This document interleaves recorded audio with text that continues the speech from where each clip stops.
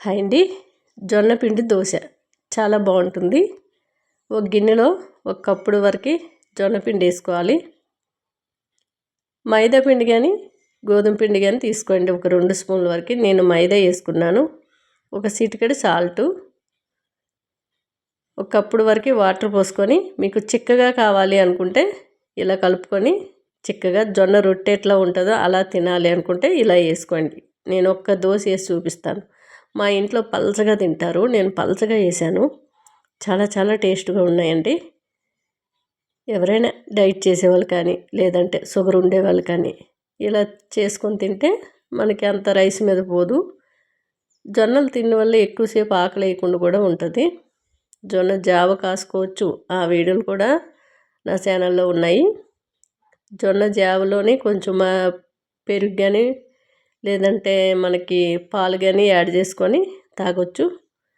చూశారు కదా, ఇలా మందంగా కాల్చుకొని తింటే 2 అయితే సరిపోతాయి. లేదు మనకి పల్చగా కావాలంటే కాస్త వాటర్ ఎక్కువగా యాడ్ చేసుకోండి.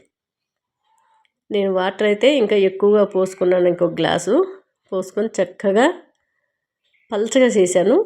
చూడండి, మనకి మందంగా అయితే 2-3 దోశలు అవ్వగానే ఆకలి తీరిపోయిన ఫీలింగ్ వస్తుంది. ఇలా ఎన్ని తిన్నా సరే ఇలా పలచగా తింటే సరిపోవు, ఎన్ని తిన్నా ఇంకా కావాలనిపిస్తుంది.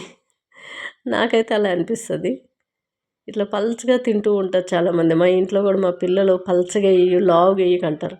నాకైతే దిబ్బగా అట్లలాగా వేసుకొని తినాలనిపిస్తుంది. పెసరదైనా అట్లానే, మినపప్పు అయినా అట్లానే. నాకు మందంగా ఉంటేనే 1-2 అయితే సరిపోతాయి. పొద్దస్తమానం స్టవ్ దగ్గర ఏముంటాం, పలచగా చేసుకుంటా అనిపిస్తుంది నాకు. అట్లా పలచగా చేసి ఇస్తే మా పిల్లలకి చాలా చాలా ఇష్టం. చూశారు కదా, చాలా చక్కగా ఈజీగా చేసుకోవచ్చు. ఇటువంటి పప్పులు అవసరం లేదు. చాలామంది పప్పులు ఉంటేనే దోశలు అనుకుంటారు. అవసరం లేదు, పప్పు లేని దోశలు చాలా బాగుంది. చికెన్ కర్రీతో పెట్టుకుంటే చాలా రుచిగా ఉన్నాయండి. చికెన్ కర్రీతో పెట్టుకున్నాము, చాలా చాలా అద్దరిపోయింది. ఇంకా ఆ చికెన్ కర్రీలోనైతే ఉప్పు, కారం, పసుపు తప్ప ఎటువంటి మసాలాలు వేసుకోలేదు. చూశారు కదా, చాలా మెత్తగా సాఫ్ట్గా. ఇలా ఎన్ని తిన్నా సరే పిల్లలు ఇష్టపడతారు, పెద్దలు ఇష్టపడతారు. ఎందుకంటే జొన్న పిండి అని ఎవ్వరూ గుర్తుపట్టలేరు ఆ దోశలు, అంత బాగున్నాయి.